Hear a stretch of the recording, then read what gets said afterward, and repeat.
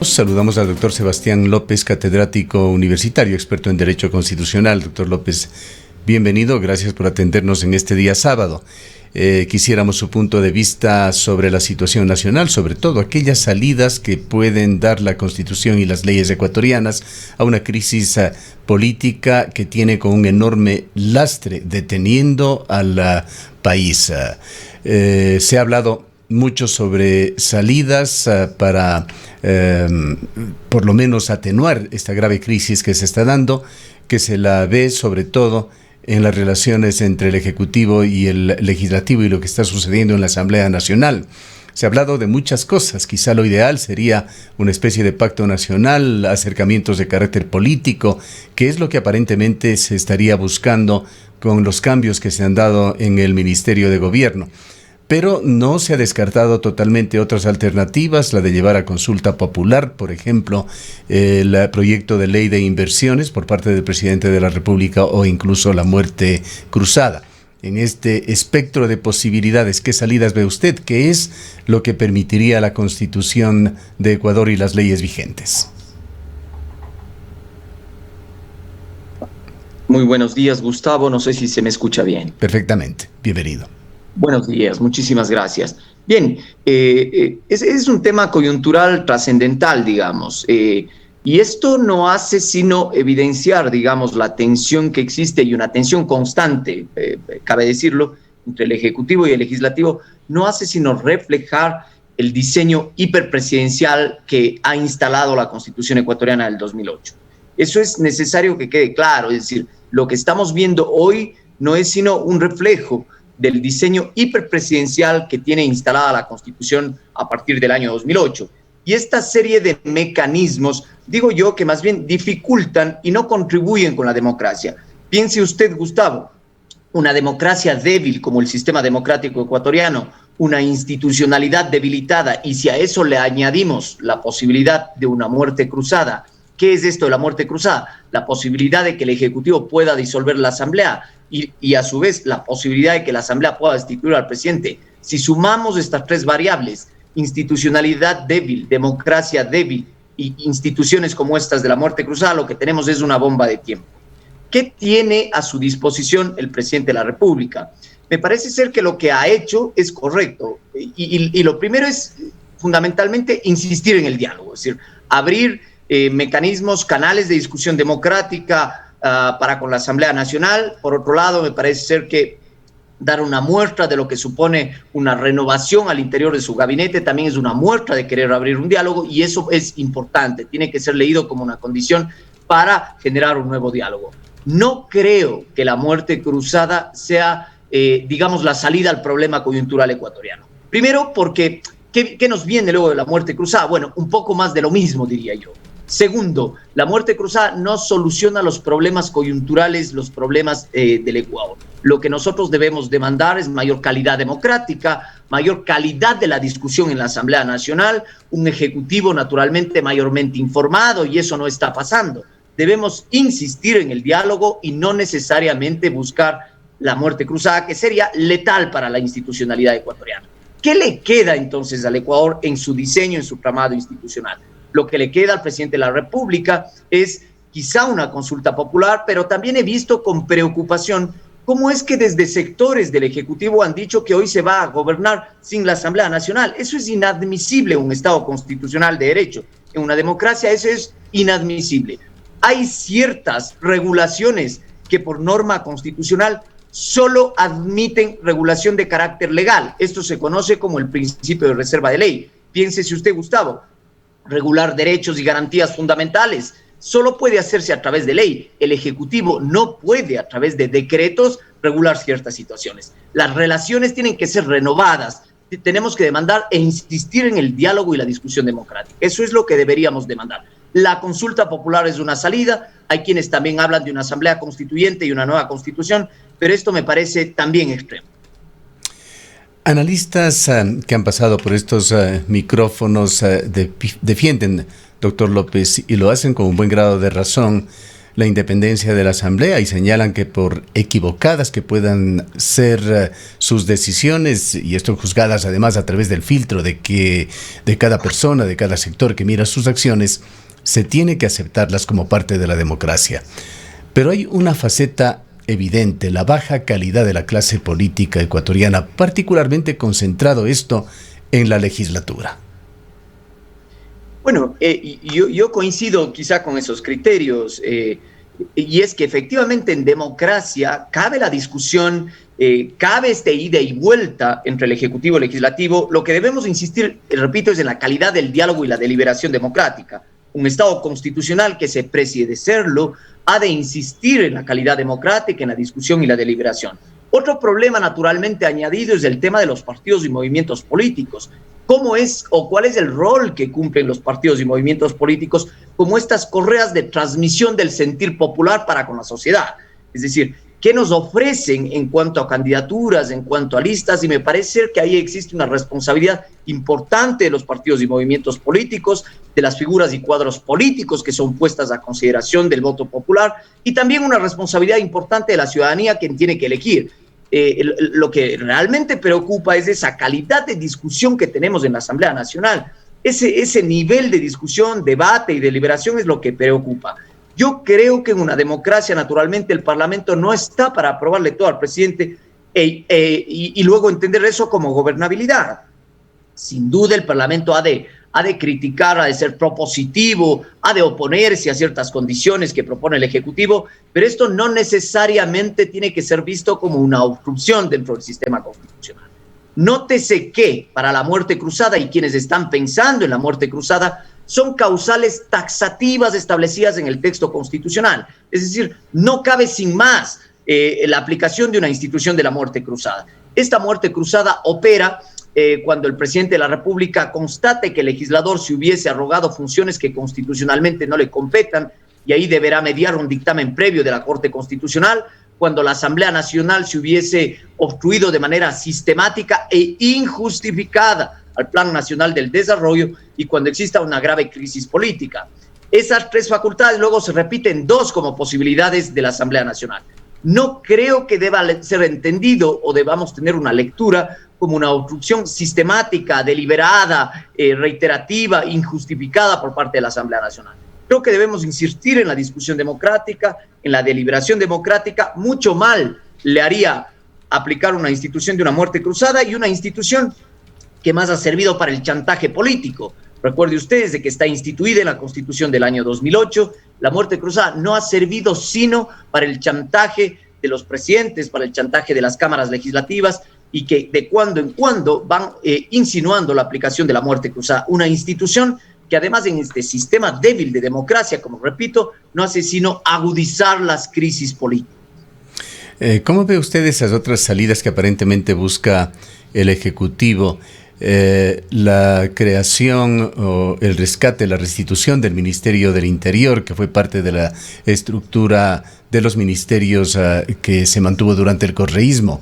Francisco Jiménez, el nuevo ministro del Interior, ¿podrá cumplir con ese objetivo de reconstruir la estabilidad política que necesita el país, según él ha expresado que es su principal objetivo? Yo creo que debemos ver con buenos ojos la posibilidad de que el presidente pueda oxigenar, pueda hacer un recambio al interior de su gabinete.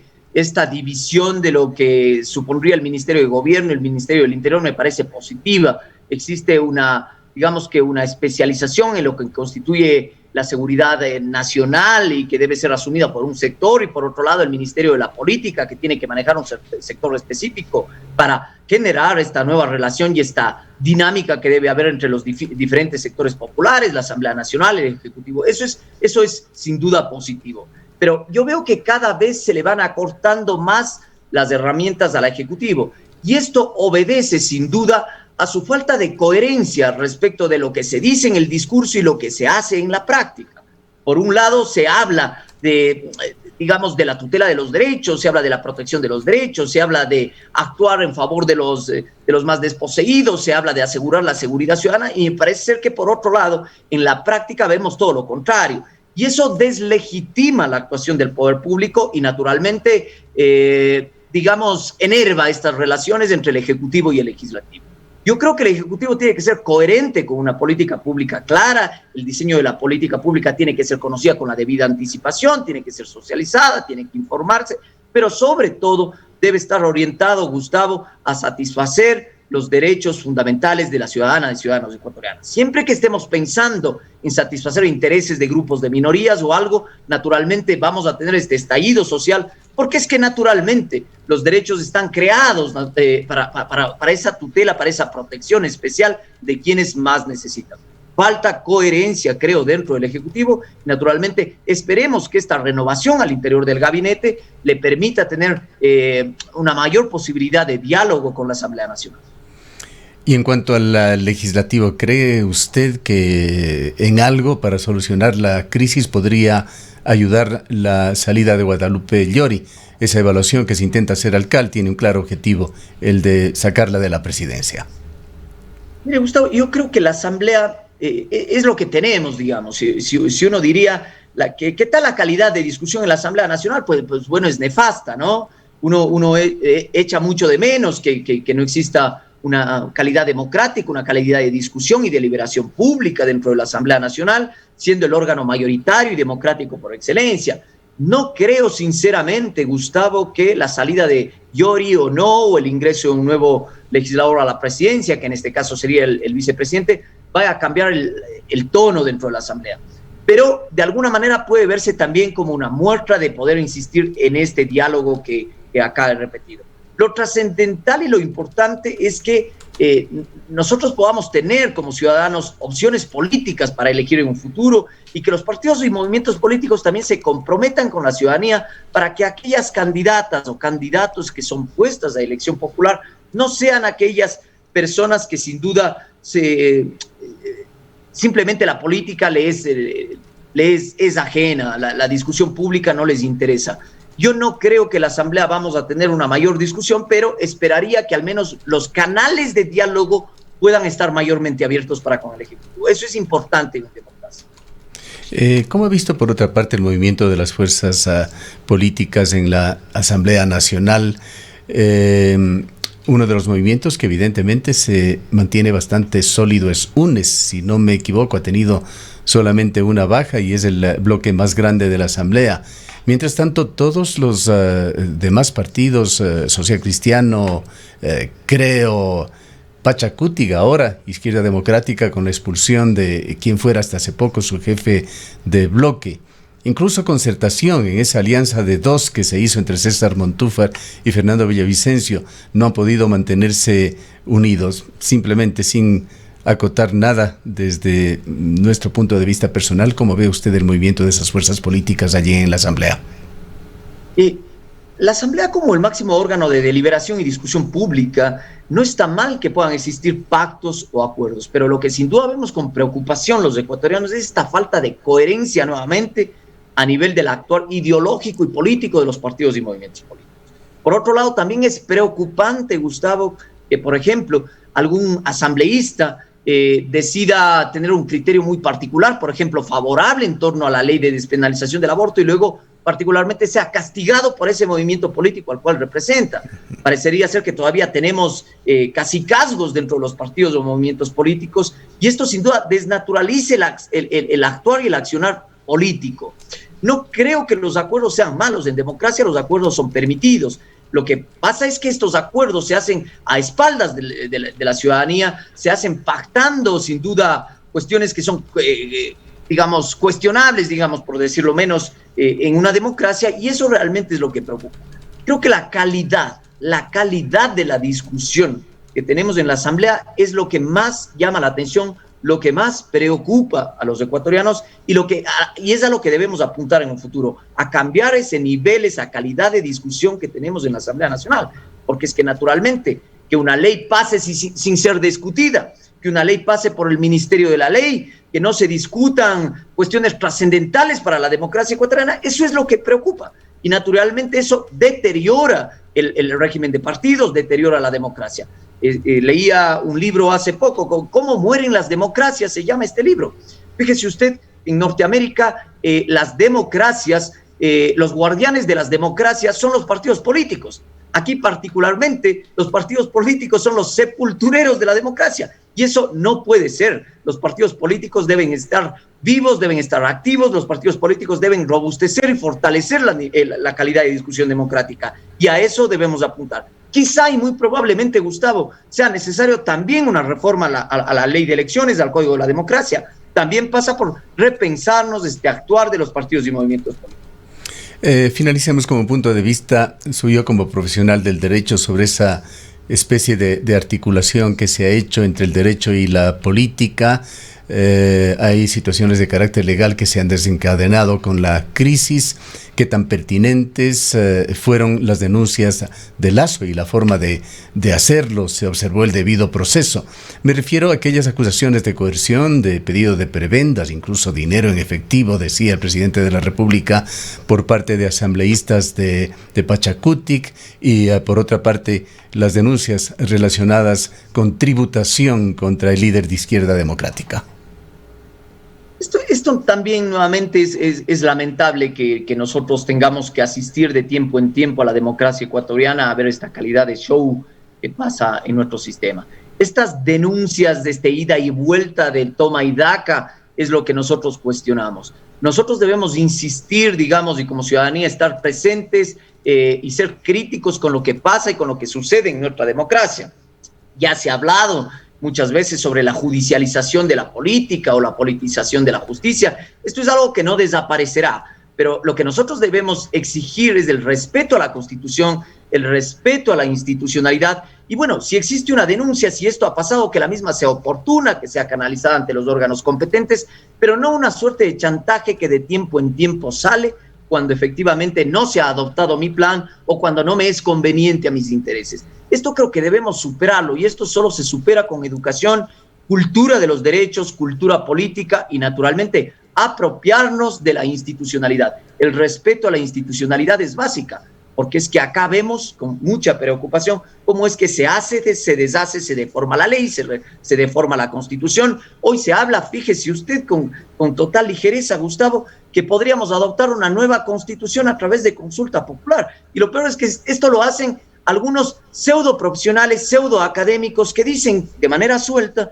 que en el Ecuador las cosas cambiarían a partir de una nueva Constitución y que vía consulta popular podríamos tener una... Estas cuestiones son preocupantes. El respeto a la institucionalidad, una cultura de derechos, una cultura democrática, es lo que demandamos y naturalmente no nos callaremos cuando veamos este tipo de situaciones que desgastan y deslegitiman el actuar del poder público. Bien, gracias doctor López nuevamente por habernos acompañado.